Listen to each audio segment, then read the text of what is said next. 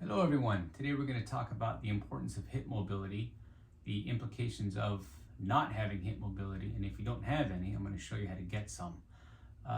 The hips are the largest joints in the body, and along with that they have the largest muscles of the body. Problems occur though with an inactive lifestyle or even a desk job. Those hips tend to become tight, and I would say 90% of patients that come through my door have tight hips. So today, I'm going to run you through a series of exercises that will show you how to regain some of that range of motion. So here we go.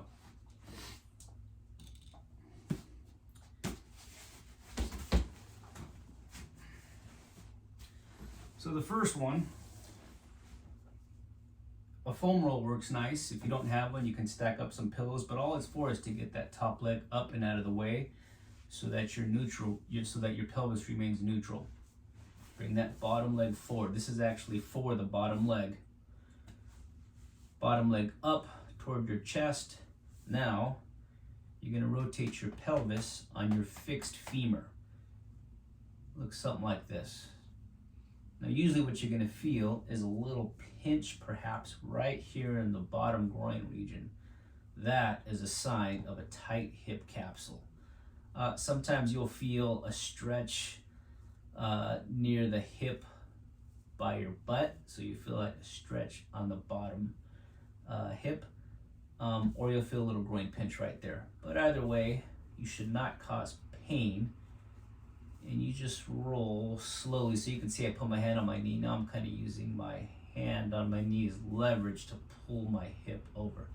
But you do this for about 30 times, or approximately 1 minute per side.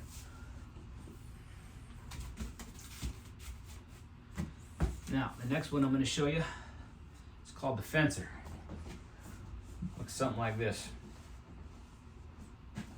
So this is for hip abduction, or otherwise known as abduction. Now you can see the web space of my hand. I'm going to put it right at the top of my hip bone. So here's my pelvis right here. And right here is the top of the ball, and you can feel a little divot. My web space is going to go right into the divot. My leg is slightly back behind my body. Now watch my foot. There is the mobilization. So I'm maintaining a downward pressure with my hand, and as I move my foot up and down, that provides the movement for the mobilization. Should not be painful, but you should feel a nice gentle stretch. And as you start to loosen up, you can move your foot further away and increase the stretch. Same idea, you want to do this for about maybe 30 reps at the foot, or a minute on each side.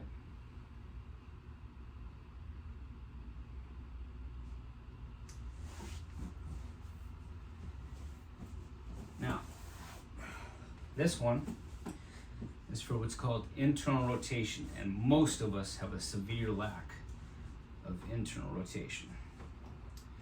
So, web space is going to go in between your pelvis and the ball of the hip joint. Okay, I'm going to push straight down toward the table, and I'm just going to roll my pelvis forward and then roll it back. And roll the pelvis forward and roll it back. So I maintain that downward force. Ideally, you are not leaned over too far. Those of you with super tight hips, you're not going to be, the only way you're going to be able to get into this position is to lean way over initially. That's okay, just make sure your back doesn't hurt. Maintain that downward force and rotate through the hip. I'm going to show you what it looks like on the other side. It took me a really long time to be able to do this,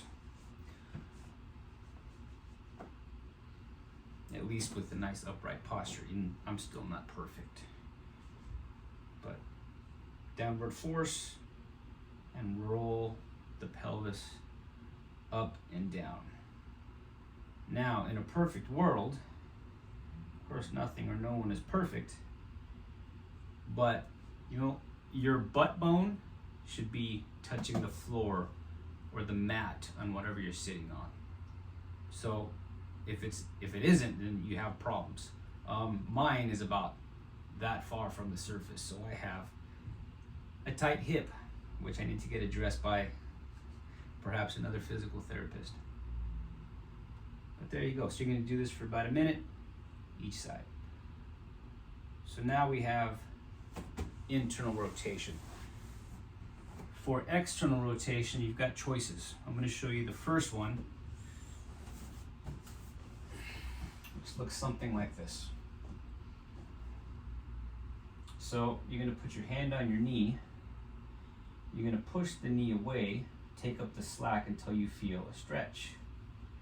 Now you're going to push your knee gently into your hand, but you're not going to move. You're going to hold it for 5 seconds. 1, 2, 3, 4, and 5. And then you're going to relax and push away further and take up the slack.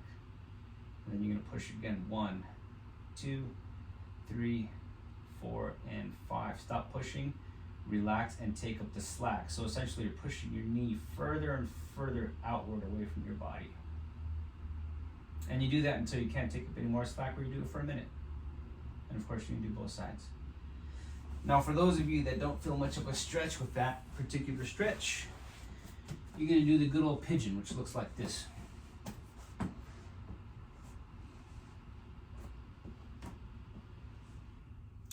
So for this one, what you're going to do is very similar to the one we just did, where you're going to push your knee straight down into the floor.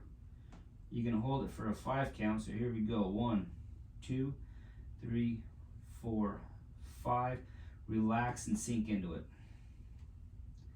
And you're going to push again. 1, 2, 3, 4, and 5. And then you're going to relax and sink into it. And keep going until you can't take up any slack. It becomes painful perhaps, or do it for about a minute. You can also do a little wiggle for 5 seconds. Sink further, do a little wiggle for 5 seconds, and sink. I give you choices because you get to pick to see whatever works best for you.